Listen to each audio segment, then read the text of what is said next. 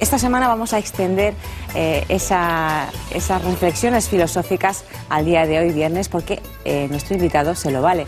Es Daniel Innerarity. Innerarity, como saben, es filósofo, ensayista y escritor de referencia en nuestro país.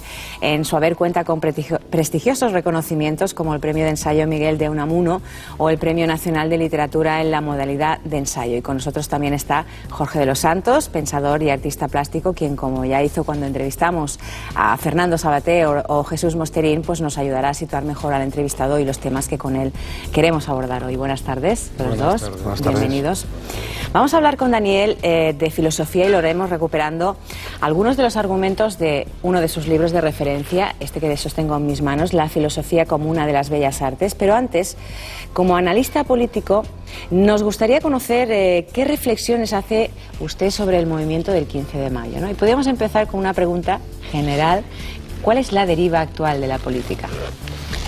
Bueno, yo creo que todos compartimos la idea de que la política tiene algún problema grave, que no se arregla con reformas concretas, con pequeños maquillajes, sino que hay que entrar al fondo de la cuestión. ¿Para qué sirve la política? ¿Cuál es la función en los nuevos espacios en el siglo XXI? Y sobre todo, ¿cómo hacer frente a la debilidad que la política tiene porque está siendo invadida por las lógicas del mercado, por las lógicas comunicativas, y no tiene un peso, una densidad propia, una fortaleza para configurar esos espacios? Hay indignación con la clase política, se ha puesto de manifiesto estos días. Nuestra sociedad está llena de gente que está en contra y quizás las que están a favor escasean bastante, ¿no? ¿Usted cree que esta indignación es suficiente para poder avanzar? Creo que no es suficiente, y además creo que teniendo razón en lo que critica y en el malestar que se siente, yo creo que está en la lógica dominante del espacio público actual, en la cual lo que moviliza son entornos de victimización, de malestar, de desprecio, de falta de reconocimiento. Y en cambio, de lo que estamos necesitados es de movilizaciones que efectivamente sean transformadoras de la realidad. Creo que ese segundo paso hay que hacerlo, y ese segundo paso hay que hacerlo en una clave política. Porque, aunque el movimiento del 15M me parece que en esto lo ha hecho muy bien, hay quien se puede servir de esto para desprestigiar la política como tal, porque hay gente a la que le interesa que el mundo carezca de formato político. Y yo creo que, siendo muy críticos con la forma como se hace hoy en día la política, deberíamos tener mucho cuidado para que eso no derivara en una crítica radical, genérica, de la política, que en el fondo beneficia a aquellos que son beneficiados por un mundo en el que la política no existe o es débil, ¿no? A mí me parece interesantísimo lo que apunta ahora mismo Daniel, ¿no? El desinterés por la política es un interés político. Es decir, yo creo que ese desinterés que tú mencionas viene como segunda gran verdad, digamos, la verdad relacionada, vinculada con el poder. O sea, el poder, ¿qué es? El poder es el que impone su verdad. O sea, cuando creemos ciertas cosas, como por ejemplo que nuestro sistema actual de ordenación, digamos, política, dependiente de la economía de mercado, dependiente pues de una ideología neoliberal, todo eso es insustituible, es decir, no hay una alternativa que lo sustituya. Esa es la verdad que impone el poder vigente. Y una segunda verdad es, creo yo, el desinterés que como ciudadanos debemos sentir por la política. Por eso yo creo que es importante lo que apunta Daniel, ¿no? Y este movimiento en concreto del 15M, yo creo que lo que tiene que hacer es cuestionar el poder cuestionando su verdad. O sea, intentando trascender estas dos, entre otras, grandes verdades o verdades asumidas por todos nosotros, ¿no? Y una de ellas es esa, es el desinterés por la política, el convertirnos a todos, en buena etimología, en idiotas, es decir, en idiotés, en el que no participa en la polis, en la vida ciudadana. Entonces, Daniel, por tanto, esa indignación, ¿usted cree que favorece más a los que la provocan?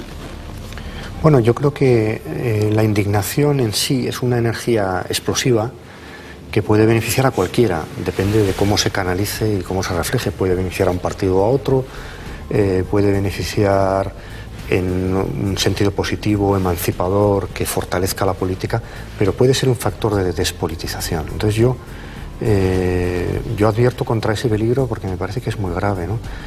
Hay que pensar que en el fondo la gran batalla que hay en el mundo actual no es una batalla entre derecha e izquierda, que siendo como es una batalla importante, sino que es una batalla entre, yo lo sintetizaría diciendo, entre aquellos cuya única esperanza es que la política funcione bien y aquellos que les irá bastante bien aunque la política funcione mal.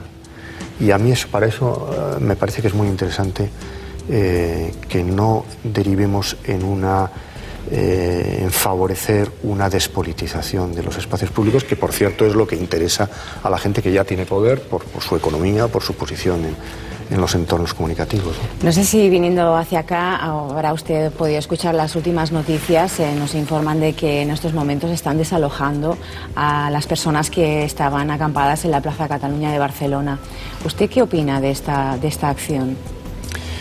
Bueno, yo creo que lo interesante de este movimiento no es tanto la ocupación del espacio como el conseguir llamar la atención sobre una serie de problemas graves que tenemos, ¿no? Y en ese sentido, todo lo que sea enriquecer la agenda política, que es una agenda política monopolizada por unos debates muy simples, ¿no?, de gobierno, oposición, dos grandes partidos, sin matices, banal, ahí parece que es muy interesante y yo creo que hay que continuar en esa dirección. Es pero curioso, utilizar la fuerza, o sea, desalojarlos por la fuerza a los que están reclamando lo que están reclamando en estos momentos. Hombre, a mí me parece que desalojar por la fuerza siempre es un acto duro de asumir, pero también entiendo que hay un espacio público ahí que tiene que estar también para otras cosas, ¿no? Y me parece que no lo voy a condenar demagógicamente por principio. Me parece que ese espacio puede estar para otras cosas, quizá para la celebración del Barça de esta noche, pero no creo que el desalojo de esas personas vaya a agotar un movimiento, y que lo interesante es que ese movimiento sepa reinventarse con otras formas de presencia en el espacio público, aunque ahora mismo no puedan estar allí, ¿no? Y yo creo que lo harán. ¿Podemos decir, Jorge, dime? No, yo solo quería apuntar que a mí lo que me resulta curioso son las razones, digamos, de este desalojo, que fundamentalmente, por lo que las autoridades justifican, son dos. Una de higienización, que se puede entender en su sentido más amplio, y otra, como decía Daniel, del circo.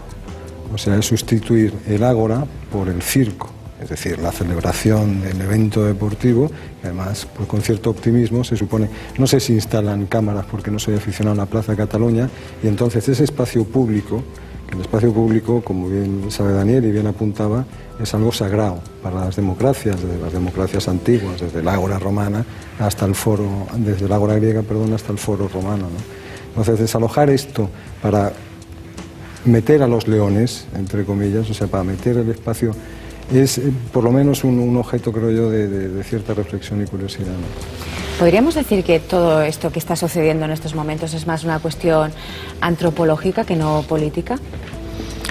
Yo creo que hay un montón de factores que explican esto, y yo diría más bien social. O sea, el drama de estar en medio de una crisis económica es que hay toda una generación, el paro juvenil ya alcanza unas cifras insoportables, hay toda una generación que por primera vez en la historia de este país reciente va a vivir peor que la generación anterior, ¿no? Y yo creo que ese es uno de los caldos de cultivos fundamentales que hay, ¿no? Y luego tiene que ver también con toda una reflexión que podríamos hacer sobre la desarticulación de la esperanza en la sociedad contemporánea, ¿no?